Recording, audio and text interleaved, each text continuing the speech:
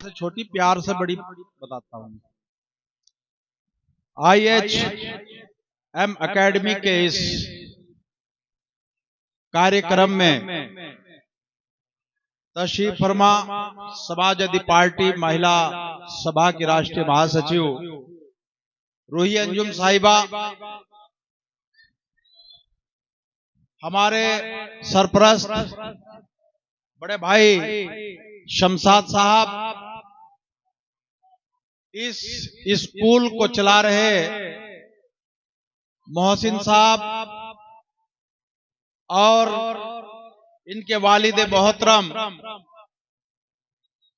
हाजी मुरसलीन साहब और यहां पर मौजूद भारत के तमाम लोगों, गणतंत्र दिवस के राष्ट्रीय पर्व पर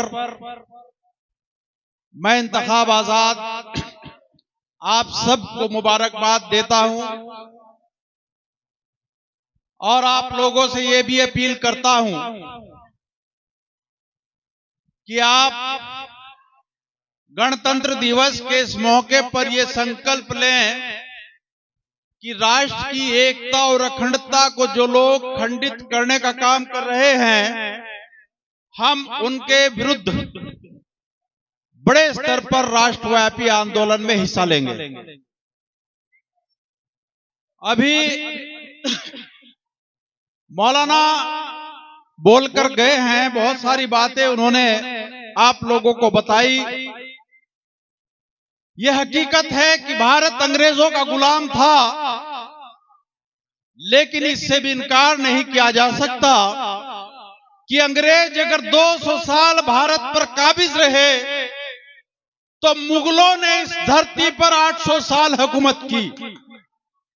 मगर अफसोस कि भारत की धरती से मुगलों के खिलाफ कोई आंदोलन की चिंगारी नहीं उठी, लेकिन अंग्रेज जिनका चरित्र न्याय प्रिय था, जो जस्टिस में विश्वास रखते थे, उनके खिलाफ मात्र 150-200 सालों में भारत की धरती से उनको भगाने के लिए आंदोलन हो गए और बड़े पैमाने पर मुसलमानों ने उसमें हिस्सा लेकर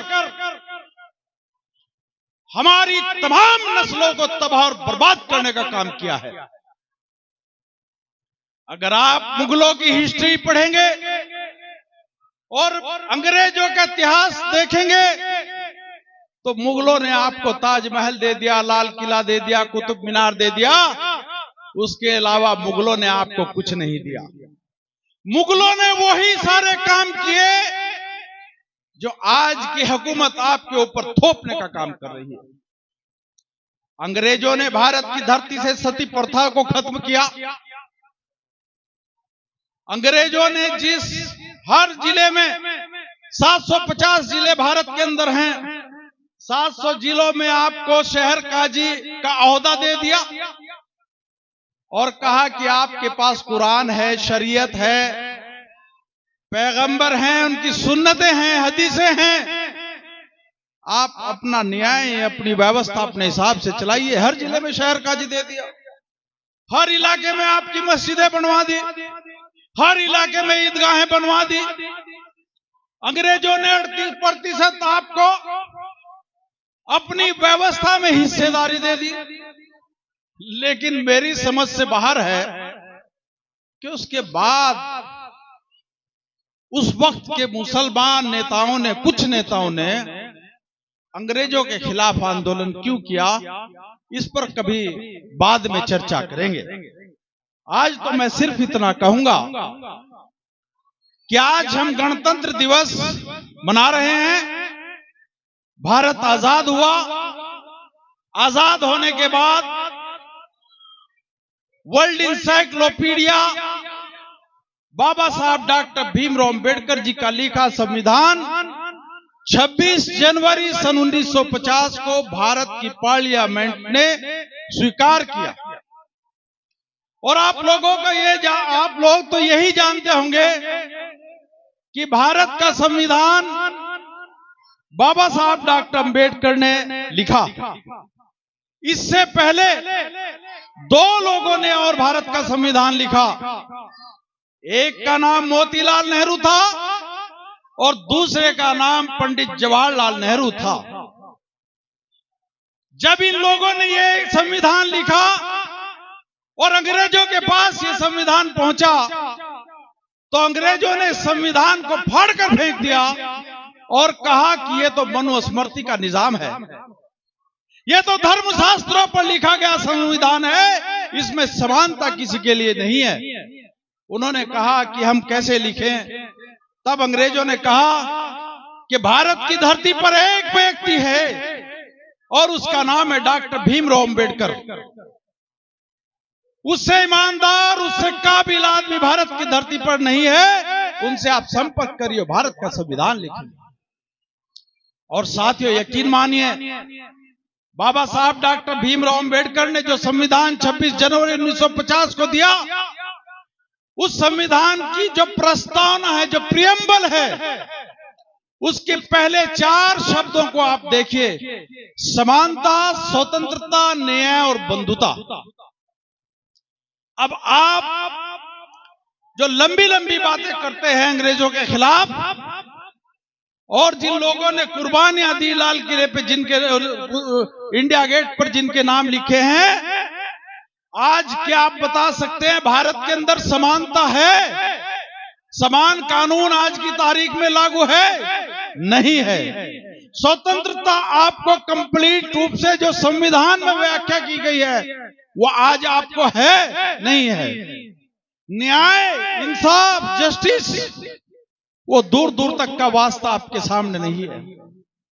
और बंधुता, भाईचारा, वो आप रोज सोशल मीडिया पर देखते हैं, कुछ सरफिरे ऐलान करते हैं कि मुसलमानों से नहीं खरीदना, उनकी दुकानों पर नहीं जाना, ऐसी ऐसी चीजें आप देखते हैं। तो इसलिए मैं कहता हूं कि बाबा साहब डॉक्टर भीमराव अंबेडकर जी ने जो दुनिया का सर्वोत्तम और विशाल संविधान हमें दिया, इसकी रक्षा आपको और हमें करनी है।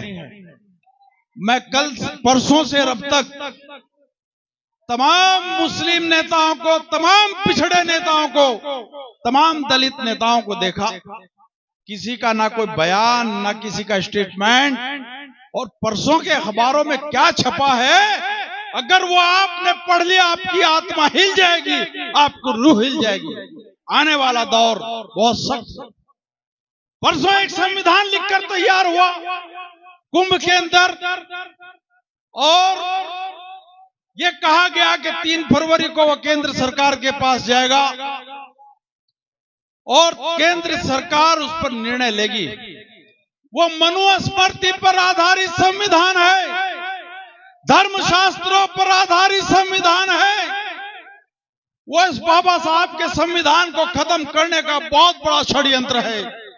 इसलिए मैं आप लोगों से गणतंत्र दिवस के मौके पर यह आह्वान करता हूं कि जो नेता इस देश के अंदर संविधान को बचाने के लिए ईमानदारी से संघर्ष करे, आपको जाति, धर्म, संप्रदाय से ऊपर उठकर बाबा साहब डॉक्टर भीमराव अंबेडकर के संविधान की हिफाजत करनी है।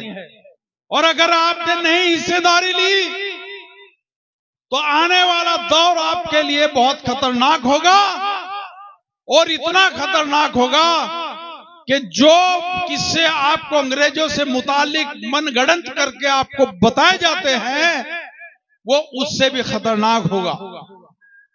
इसलिए संविधान को बचाने का एक ही रास्ता है कि आप आधी रोटी खाओ, हर कीमत पर बच्चों को पढ़ाओ, और जब आप बड़े हो जाओ तो जो वोट डालने की ताकत आपको दी जाती है उसका ईमानदारी से इस्तेमाल करो, और उन लोगों के लिए इस्तेमाल करो जो हमारे संविधान की ईमानदारी से रक्षा करना चाहते हैं। और एक बात आखिर में कह करके अपनी आप को खत्म कर रहा हूं। हर आदमी स्टेज पर आकर बोलता है हिंदुस्तान, हिंदुस्तान, हिंदुस्तान। दुनिया के तख्ते पर हिंदुस्तान नाम का कोई देश नहीं। भारत के कॉन्स्टिट्यूशन में लिखा India that is Bharat, not Hindustan. Hindustan ये लोग बनाना चाहते हैं। हमारे देश का नाम भारत है, भारत कह करके आप पुकारिए। इसकी व्याख्या कभी आएंगे फिर आपको बताएंगे। साथियों, गणतंत्र दिवस की एक बार फिर आपको बधाई। खुदा हाफिज। बहुत क्रांतिकारी विचारों से आपको वकील साहब ने अवगत कराया। बहुत बहुत हार्दिक धन्यवाद, हार्दिक आभार। अब ये अंत एक कार्यक्रम है, उसके बाद मैडम